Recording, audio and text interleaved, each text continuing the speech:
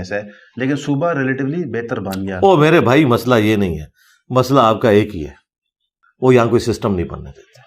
بس وہ اگر لائن کے اوپر آ جائیں آپ کا ملک بھی اٹھے گا.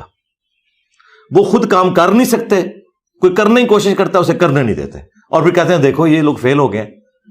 بھائی فیل تو انہوں نے ہونا ہے. آپ ان کو کبھی کسی ایک اسمبلی نے بھی کوئی انسانوں کی طرح ٹائم پورا کیا؟ نہیں سر. ہاں یہ مسئلہ ایک ہی ہے، یہ میں شروع سے کہہ رہا ہوں اور آندہ بھی کہوں گا، ڈنکے کی چوٹ پہ کہوں گا، مسئلہ ایک ہی ہے. اس کا حل کیا ہے علی بھائی؟ مثلا مسئلہ آئیڈینٹیفائی ہو گیا، حال تو میں بتا دیا 500 سال تک مجھے نہیں کوئی نظر آ رہا، بالکل نظر نہیں آ رہا. اس کی وجہ ہے ہمارے جینز بدل دیے ہیں ان لوگوں نے، بالکل ڈی این اے بدل دیا.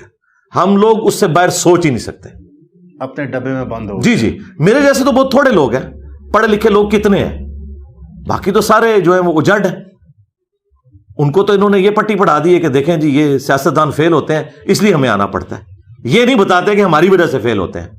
ہم نے کسی سیاستدان کو کبھی چلنے نہیں دیا، ہم عدلیہ کو بھی انفلوئنس کرتے ہیں. ٹھیک ہے، یہ مسئلہ یہی ہے.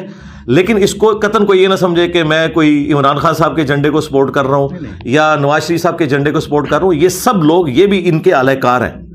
یہ جب تک بیچ میں رہتے ہیں نا تو یہ لوگ بھی اسی طرح ڈکٹیٹر بنے ہوتے ہیں. جب باہر نکلتے ہیں تو کسی کو ووٹ کو عزت دو یاد آ جاتی ہے، کسی کو یاد آتا ہے کہ جی میں فوج کے خلاف جہاد کر رہا ہوں. ٹھیک ہے، تو جب یہ ساتھ ہوتے ہیں، بینیفیشری ہوتے ہیں سسٹم کے، تو یہ مسئلہ بھائی ایک ہے. یہ ان بڑوں کو بھی سمجھ آ جانا چاہیے، مسئلہ ایک ہی ہے کہ یہاں پہ ڈیموکریٹک ویلیوز نہیں چل رہی. یہ ہمیشہ آپ کو کوئی چورن بیچتے ہیں جی کرپشن ہو رہی ہے. انڈیا میں نہیں کرپشن ہو رہی؟ بہت زیادہ ہوتی ہے. اچھا، تو انڈیا کے اوپر جا رہا ہے کنٹینیوٹی. اس لیے ہم نے بار بار کہا ہے کہ چارٹر آف ڈیموکریسی اور چارٹر آف اکانومی، یہ دو چارٹر لکھ لیں، کوئی کسی کی ٹانگ نہیں کھینچے گا. اور ساری پارٹیاں مل کے یہ ڈیسائیڈ کریں کہ آندہ 25 سال کے لیے یہ اکانومی کی لائن ہوگی.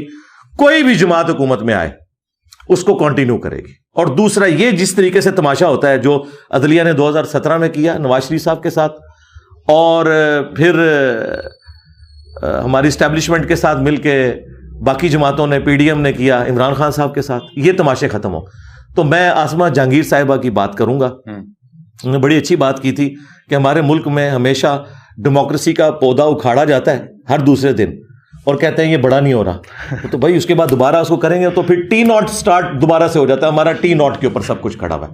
اور اگر ابھی بھی ہم یہ چیزیں نہیں سیکھیں گے نا تو یہ اسی طریقے سے چلتا رہے گا. میں نے آپ کو بڑی ایمانداری سے اپنی رائے بتائی ہے. میں پوری ایمانداری کے ساتھ اور برین اسٹارمنگ کے بعد رزلٹ پہ پہنچوں کہ پاکستان کا کوئی علاج نہیں ہے جب تک یہ لوگ اپنا قبلہ درست نہیں کرتے. یعنی کہ 500 سال کے لیے قبلہ درست کیے بغیر 500 سال بعد بھی نہیں ہونا.